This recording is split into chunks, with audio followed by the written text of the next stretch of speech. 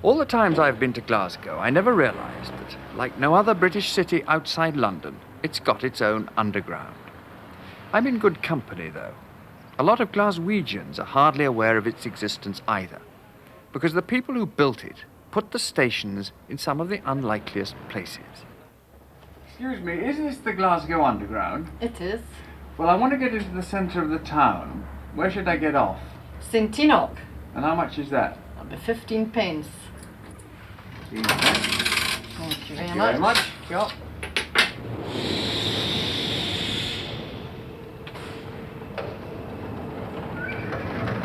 The thing about the Glasgow Underground is not just that nobody outside Glasgow has ever heard of it, but it's also unique in being the world's only living transport museum.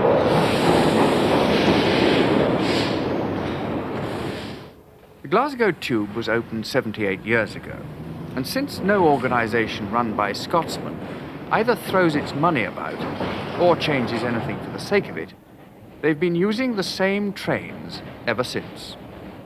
So now they've got the oldest passenger rolling stock in regular service in the world, though rocking and rolling stock would be more accurate. Glaswegians even have a special word for the way the trains lurch and rattle round the tracks. They call it the shoogle. This little piece of railway antiquity only goes two ways, 6.5 miles there and 6.5 miles back in a complete two-tunnel circle. Ghosts of passengers past are said to haunt the musty tunnels. There's even a story that the underground was once beneficial to the health. When the platforms were made of wood, people with bronchial complaints used to gain relief from inhaling the creosote fumes that filled every station. Or, as they no doubt said at the time, tubes help you breathe more easily. The station master's equipment's hardly changed since 1897 either. Nonetheless, it helps carry 14 million passengers a year on romantic journeys like Cessnock to Cow Caddons. And there's a train every 3 minutes, which is more than you can say for some undergrounds. As the black braid on the uniform signifies, the staff are in permanent mourning. Not because one of the trains was once late, nor even following Scotland's defeat in the World Cup. No, this being the Glasgow Underground, where tradition tells, they went into mourning when Queen Victoria died, and they've never come out. Now at last the days of this Victorian railway relic are numbered.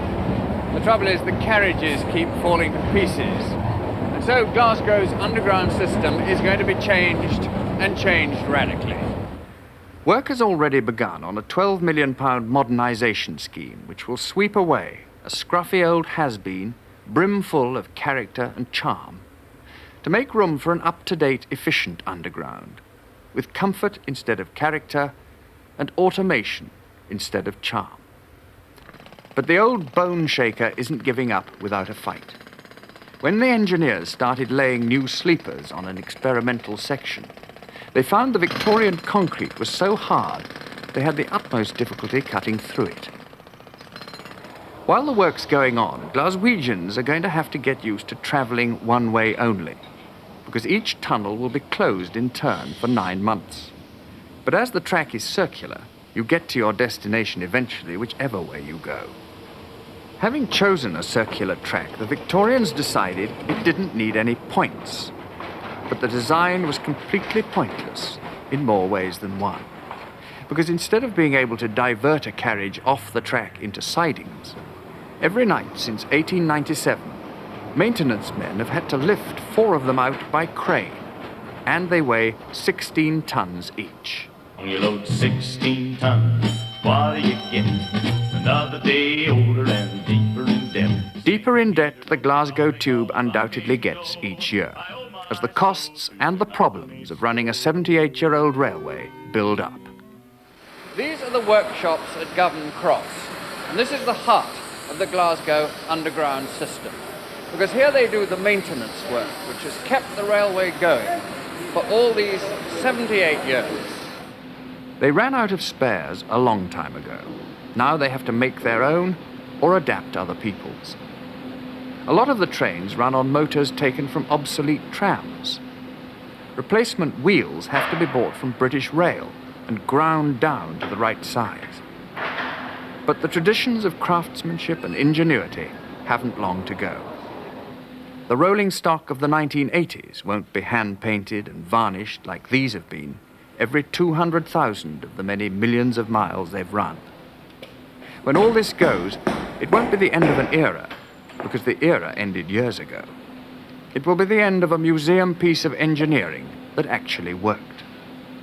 Bill Hamilton started here in 1929 and ended up as superintendent. What about the craftsmanship that was built into these at the beginning? Was there something special there? Well, in these early days, as you see, the coaches has been going since 1897, and it's still the same coaches today as it was in these days. So therefore, that proves itself. They would never have been able to hold together as long as what they've done if there hadn't been good craftsmanship in these days. Plus the fact, of course, that over the years that the maintenance has been very, very good, even up to the present day. To people who've grown up with the shoogle, this is more than an underground. It's part of the folklore of their city. The Glasgow Underground is a kind of romantic route to strange, nameless places, and it's our own Hornby train. We don't need to buy toy rail sets in Glasgow because we have one. You wind it up when it goes round and round and round. And it goes under the river as well. This was a great thrill. The discovery that, without knowing it, I was being whisked into the south side of the city, where my mother had warned me never to go because they eat their young over there. But the names are so strange for a boy who'd been born outside, as I say, of this mystical perimeter. Cessnock, Govan Cross, Shields Road. And the people seem to be different too. The people riding the subway were a different kind of Glaswegian. They weren't ordinary people who rode in trams and buses or walked along the streets of the East End. They were people who knew where they were going, and they knew they were coming back. Because if you fall asleep in the subway, you don't get lost. You'll wake up eventually where you live. I don't know of any other subway that just whizzes in a never-ending circle. And it's the only subway in the world that's ever had a song written about it. They tell me that Mallorca is a dandy place to be, or Switzerland or Italy or even gay Paris. There's many lovely beauty spots upon the Clyde of Firth, but I would rather always travel down below the earth. There's Party Cross and Cessnock, Kilheath and Merton Street, George's Cross and Govan Cross, where all the people meet. West Street, Shields Road, the train goes round and round. You've never lived unless you've been on the Glasgow Underground.